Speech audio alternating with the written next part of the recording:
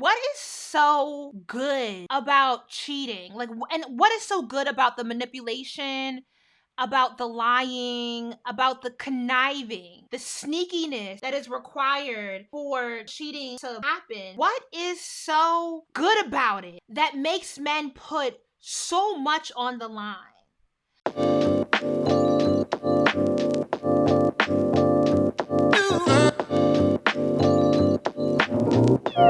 All right, let's talk about Nia Long and her being cheated on by her longtime partner. And please forgive my tongue. I don't even know what ethnic group this man is from. Ime, somebody tell me how to say his last name. Ime Udoka?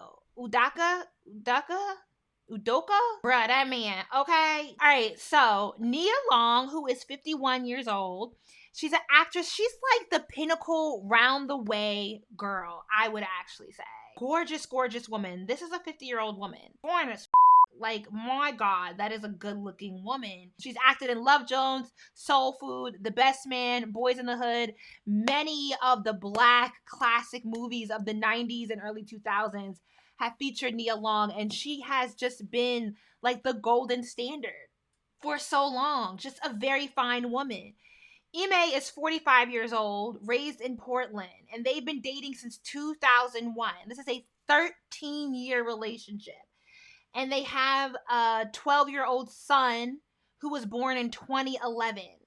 Nia very recently relocated to Boston because Udoka, I gotta apologize every time I touch that man's name, was hired as the head coach of the Boston Celtics in 2021, in the summer of 2021. And I think he was previously at the Brooklyn Nets.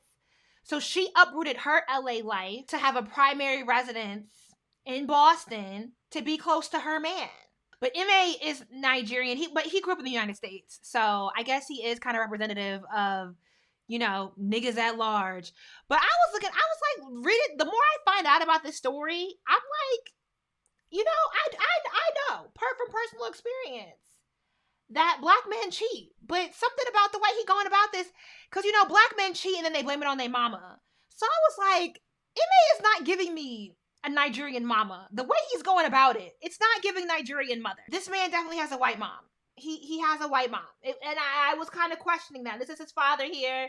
His mother, is her name Agnes or Agatha or something, and him and his brothers are featured in, gorgeous kids, beautiful family. He apparently was not only cheating on her, but was cheating with the staff from the Boston Celtics. So that means his cheating transpired the brief time he had away from Nia. A fair staffer handled his travel, including Nia's Boston. So this man was participating in cheating with subordinates. And that is a big no-no, which has led to his current suspension from the Boston Celtics. He's like, this is what I don't understand. What is so good about cheating? And what is so good about the manipulation, about the lying, about the conniving, right? The sneakiness that is required for cheating to, happen. What is so good about it that makes men put so much on the line? I think it's one thing for young men in their early 20s to essentially hoe it up. For people who have nothing to lose to engage in that level of deception, it's kind of like, okay, I can understand how in your very boring life, in ways where you have little access to power and means, that that level of deception is enthralling. It feels good because you don't have other things going on in your life. You don't have a way to express yourself and to control your life in any other function than in how you cheat. But for men of wealth, not even just Nia Long is your baby mom, your partner, your girlfriend, your fiance, even though she said she never really wanted to get married. And girl, I understand. But you got Nia Long, my dude. Not even just in the landscape of desirability and that hierarchy, and Nia largely being at the top of that hierarchy. Not even just that, but you are dealing with people at your job. That goes against your contract. You could lose your source of income. if you have a child, you are losing your relationship with your child because niggas is incapable of handling multiple women. To do it in secret in a way in which your partner has not agreed to like an open or polyamorous relationship. And so you have to invest in deception. You have to invest in lying and holding on to a lie and maintaining a lie and hiding things. And then you're doing it with people where you are going to damage both your life and their life because they work for you. And I don't know, do the subordinates get fired in this instance? But like putting all that effort, it means another facet of your life is losing. We know this if we even take cheating out of it. You think you have a job and then you have a child, you have a significant other, and then you have a hobby. And that hobby becomes something that you really enjoy doing. And you want to give it significant amount of time. You know that you have to negotiate with the other things happening in your life in order to make that hobby, to give it enough time to make it whatever fulfilling experience you want to make it. If your hobby is cheating, that's just so much more significant than like, I like to work out. I like to go to the gym. I like to do the regular things that are acceptable, that I don't have to hide, that I can be proud of, that I can engage and talk about. Like even the way you maneuver through life, that everything is impacted because this big faction of your life is in secret. Why do men allow their, and I mean, I don't know, we're not seeing women really break out in the news, but why are men so inclined to put so much on their life? And yes, that does bring us to Ned from Try Guys, okay? So we're taking it back to the days of BuzzFeed Try Guys. Here's what's going on with Ned Fulmer and the Try Guys, and buckle in because it's a lot. First, you need to know who the Try Guys are. These 4 guys started the Try Guys at BuzzFeed in 2014. It was Eugene, Zach, Ned, and Keith who started it. They started making videos where they would try things. In 2018, after 4 years of success with BuzzFeed, they decided to move on and make their own company. They kept making videos, their YouTube channel has almost 8 million subscribers, and they became really popular. Now, starting out, Ned's whole shtick was that he was the Try Guy with a wife. That was his whole personality. I have a wife, my wife this, my wife that. Ned Fulmer is married to Ariel, a beautiful woman. She would often participate in videos with the Try Guys. Ned and Ariel have 2 kids, and they even wrote this date night cookbook together. So fast forwarding to recently, people started realizing that Ned wasn't appearing in as many of the Try Guys videos or pictures. Rumors started spreading via Reddit and Twitter that Ned was cheating on his wife with a coworker. This coworker was Alex Herring, a producer at the Try Guys, aka Ned was one of her bosses. And then everything exploded. Somebody spotted Ned and Alex making out at a Harry Styles concert in New York City. This person sent this video that had this still come from it to both Ned's wife Ariel and Alex's fiance, who she had been with for over 10 years. So this person sent this video and all of the information to Ariel and Alex's fiance. After this, Ariel reportedly did not go to an event with Ned and instead went home. So these rumors were spreading, and then the Try Guys posted this. They said, Ned Fulmer is no longer working with the Try Guys. As a result of a thorough internal review, we do not see a path forward together. We thank you for your support as we navigate this change. But people weren't sure if this confirmed the rumor. This was just saying that Ned was no longer working with the Try Guys. And then Ned posted this, basically confirming that he was in a relationship with somebody that worked with him. He called it a consensual workplace relationship. He said, the only thing that matters right now is my marriage and my children, and that's where I'm going to focus my attention. Ariel also posted this, thanking everyone for their support and asking for privacy. The Try Guys took Ned out of their bio and unfollowed him. They are still following Ariel and Alex, the producer, aka the person Ned cheated with. They've also kind of rebranded with this picture of a Triceratops and putting hashtag Triceratops in their bio. Now, it seems like Ned and Ariel are trying to work things out. They were spotted on Wednesday outside, both with their wedding rings on. Since all this came out, the Try Guys have postponed the next release of their podcast episode and have said that they're going down to 1 video a week, likely because they have to edit Ned out of a bunch of footage that they had pre-recorded.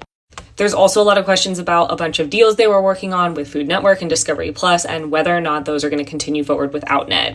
Because his whole brand was the family guy, the guy with a wife, and that brought a lot to the Try Guys, so where is it going to go from here? Since all this have come out, people have come out and said that they actually saw Ned and Alex in other places. And a lot of people that used to work with Ned have said that they honestly are not surprised. And that when somebody makes something his whole personality, there's likely something going on behind the scenes. You know, when I think back to Try Guy, the one thing that I disagree with in that TikTok that I just played is that Ned Fulmer added a lot to the videos. I always thought that Ned's gimmick as the married man was just silly. Like, all he literally did was talk about his wife. The woman never was really named. And I was just like uninterested in what he offered. He didn't have any unique perspective aside from he's married. Whoop-de-damn-do. Like, are we really celebrating a man because all he does is talk about his wife? Interestingly enough, Eugene is best friends with Ned Fulmer's wife, Ariel. So I do agree that Eugene had to be highly pissed off. I think it's a limited kind of scope to say that, you know, Ariel just recently found out. I think there's a high possibility that she was made aware of the relationship at the beginning. Apparently, Alex and Ned have been in this consensual relationship for over a year. And Alex's fiance, who had been with her for 10 years, had discovered some evidence of them cheating together.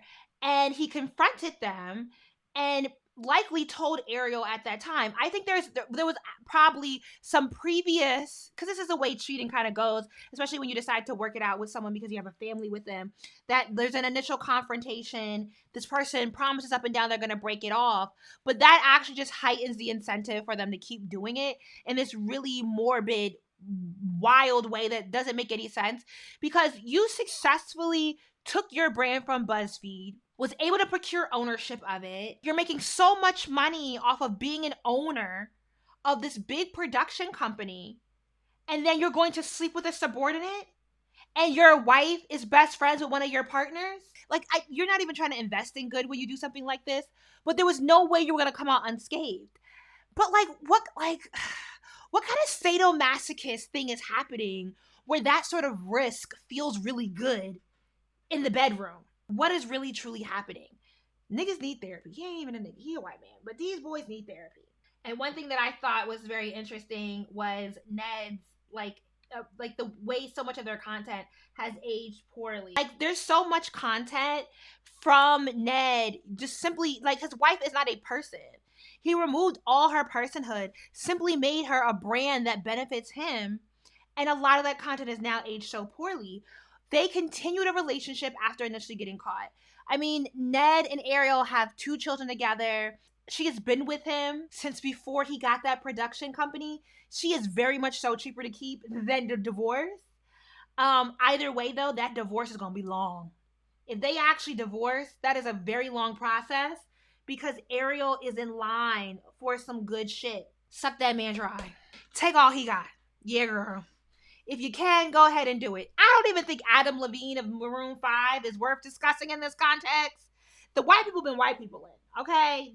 Their drama and they cheating ain't made no sense. Adam Levine got called out by this white woman on TikTok. But Adam and I were seeing each other for about a year.